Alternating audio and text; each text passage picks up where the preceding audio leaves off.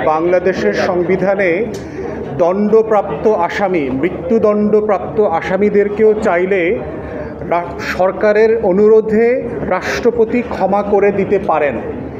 এবং আমরা দেখেছি আওয়ামী লীগের 16 বছরে এমন 28 জন অথবা 27 জন দণ্ডপ্রাপ্ত ফাঁসির আদেশপ্রাপ্ত আসামিকে ক্ষমা করে দেওয়া হয়েছে এবং একজনকে 2 বার ক্ষমা করা হয়েছে। এই বাস্তবতাতে এই আলোচনাটা এসছে যে একটা রাষ্ট্র গঠন করবার জন্য যে আইনের ভারসাম্য দরকার, যে সুশাসন দরকার, আইনের শাসনের কথা আমরা বলছি, এইটা ন্যায্য কিনা এমন একটা ধারা সংবিধানে থাকা, যেই সংবিধান বলছে যে আপনি খুন করলে খুনের বিচার পাবেন, ইনসাফ পাবেন, এটা আপনার অধিকার, আপনি কোর্টের কাছে যেতে পারবেন। কিন্তু সব কিছু করবার পরে আবার রাষ্ট্রপতি বলে দিল যে এর আগের ধারায় বলা আছে 48(3) পরামর্শ মোতাবেক প্রধানমন্ত্রী পরামর্শ দিলেন, রাষ্ট্রপতি একজন খুনের দণ্ডপ্রাপ্ত আসামিকে মাফ করে দিলেন। তাহলে কি এটা ওই রাষ্ট্রটা আমরা চাই কিনা যেই রাষ্ট্রে খুনের দণ্ডপ্রাপ্ত আসামিরা খালাস পাবার মতো জায়গায় থাকবেন, তেমন একটা ধারা সংবিধানে থাকা উচিত কিনা? এইটা হচ্ছে 49-এর এসেন্স অনুচ্ছেদের।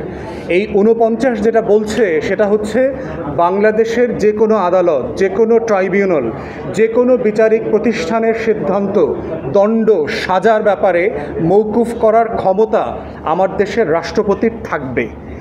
এখন এই আলোচনাতেই অনেকে বোধ করছেন যে এইটা মোটামুটি থাকা উচিত, কিন্তু এই থাকা উচিতের ব্যাপারে আমাদের তরফ থেকে 2টা ডিফারেন্ট প্রস্তাবনা আছে।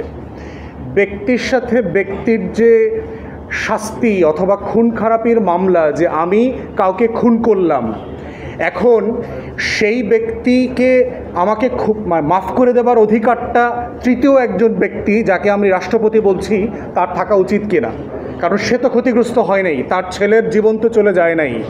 তাহলে একই প্রসঙ্গে আসছে এইটা থাকবার মধ্য দিয়ে 24-এর গণ অভ্যুত্থানে যারা কমান্ড স্ট্রাকচারে ছিলেন, যেই সকল আর্ম ফোর্সেসের অফিসাররা, র্যাবের, পুলিশের অফিসাররা, তারাও কি শাস্তিপ্রাপ্ত হবার পরে আগামী 2 বছর পরে 1400 শহীদের রক্ত পেরিয়ে এসে আবার খুনির মায়ের লাশের সাথে গিয়ে একসাথে দেখা করবেন, একসাথে বসবেন, কথা বলবেন?